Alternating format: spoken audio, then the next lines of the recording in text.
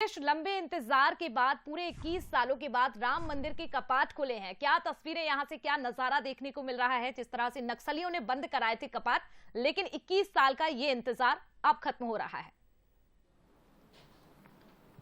जी देखिए, निश्चित तौर पर जिस तरीके से देश में अयोध्या में राम भगवान के प्राण प्रतिष्ठा समारोह वर्षों बाद हुआ, उसी तरीके से खुशी आज सुकमा में भी है, क्योंकि नक्सलियों के दंश झेल रहे ग्रामवासियों के लिए कैंप एक कहीं ना कहीं राम राज्य की तरह काम कर रहा है और लगातार कैंप का दायरा बढ़ रहा है, सुरक्षा बल का दायरा बढ़ रहा है। सरकार लगातार विकास की योजनाएं ले जा रहे हैं और इसी क्रम में सुरक्षा बलों की मौजूदगी में सरकार की एक सराहनीय पहल से आज ग्रामीणों को वर्षों बाद यानी कि 21 साल बाद 100 साल प्राचीन मंदिर में भगवान श्री राम का दर्शन करने का अवसर मिला। इस वक्त पूरे जो ग्रामीण है वो हर्षोल्लास से हमारे साथ इस वक्त मौजूद है प्रदेश के डिप्टी सीएम और गृह मंत्री विजय शर्मा जी। शर्मा जी, आपने देखा है किस तरीके से भगवान श्री राम की मूर्ति है, अलौकिक छवि है और बड़ी कामयाबी इस बार।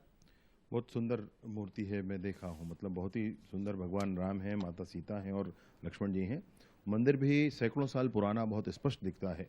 विशेष बात यह है कि नक्सलियों ने उस मंदिर में पूजा पाठ सब कुछ बंद कर दिया था और आज जब कैंप वहाँ तक पहुँचा है और मंदिर पुनः जनता के बीच में खुला है तो ग्रामीणों ने खुद वहाँ साफ सफाई की है, नृत्य कर रहे हैं, नाच रहे हैं। वहाँ पर वीडियो बड़ा स्पष्ट दिखता है।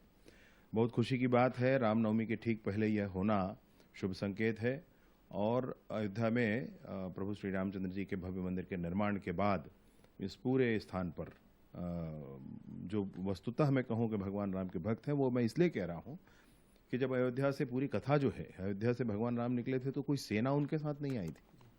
वो तो बस्तर के लोगों ने, हम लोगों ने ही, सब लोगों ने मिलकर के उनका साथ दिया था जब वो अयोध्या वहाँ लंका तक गए थे। तो बहुत स्पष्ट है विषय कि सारे उन बस्तर के क्षेत्र के लोगों के मन में भगवान आराध्य हैं उनके। और आज जब भगवान रामचंद्र जी का मंदिर वहाँ खुला है, मैं तो वीडियो में ही प्रसन्नता दिख रही थी लोगों की और मुझे भी बहुत प्रसन्नता है। मैं सोचता हूँ कि आप भी बहुत प्रसन्न होंगे। जिस तरह की जानकारी आ रही थी 21 साल तक वो बाहर में रह के पूजा करते थे भगवान श्री राम के, कपाट बंद थे मंदिर के और बाहर से जो ग्रामीण है वो पूजा करते थे। अब अंदर जाकर जिस तरीके से आप कह रहे हैं कि नृत्य कर रहे हैं और काफी प्रफुल्लित है। जिस तरीके से अयोध्या में हम देखते कपाट बंद थे फिर भी पूजा पाठ होता था, आज वही दृश्य हमको सुकमा में देखने मिल रहा है। राम राज्य की परिकल्पना लेके बस्तर के विकास में अब कईयों मंदिर के पुनरुद्धार और जो कपाट है वो खोलने की तैयारी है। राम राज्य बहुत तार्किक आधार है राम राज्य के होने का, बहुत सारे विषय हैं इसके साथ।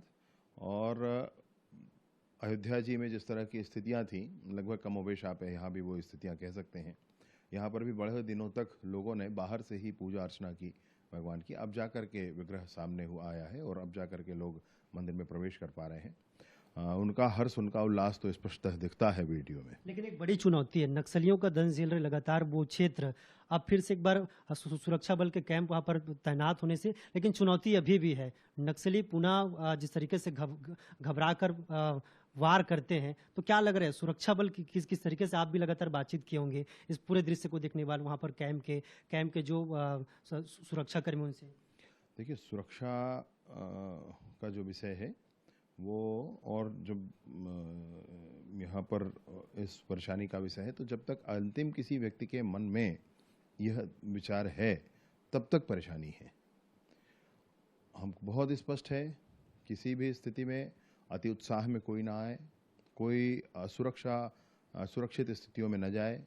जनता से भी अपील की गई है, चुनाव का भी समय है, कि पुलिस विभाग के माध्यम से जारी किसी भी दिशा निर्देश का अवश्य पालन करें, व्यक्तिगत दिए गए सलाहों को अवश्य मानें।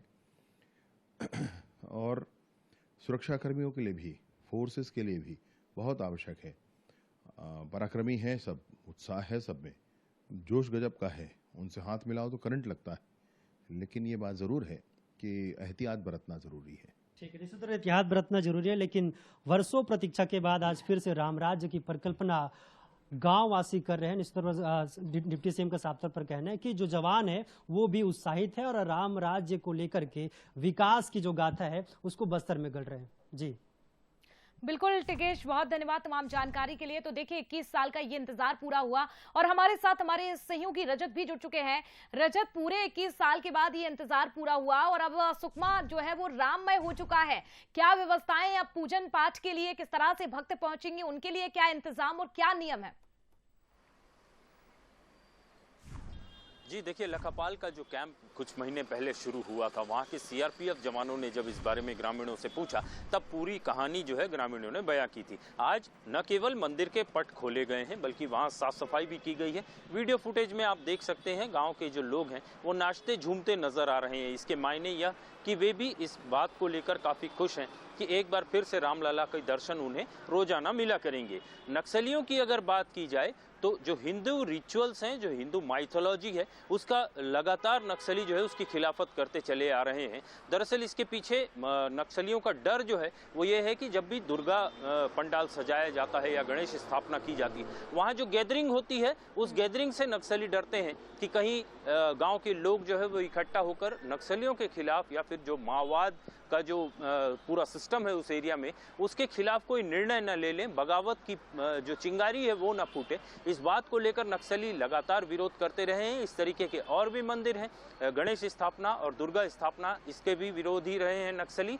कई बार नारायणपुर इलाके से खबरें आई थी कि नक्सलियों ने गणेश पंडाल में आग लगाई है। तो कुल मिलाकर अगर कहा जाए तो ये माओवादियों का डर है कि वो जो है वो सीधे तौर पर भगवान राम से डरते हैं। इस मंदिर के बारे में जो बताया जाता है इसका वैभव काफी अधिक था।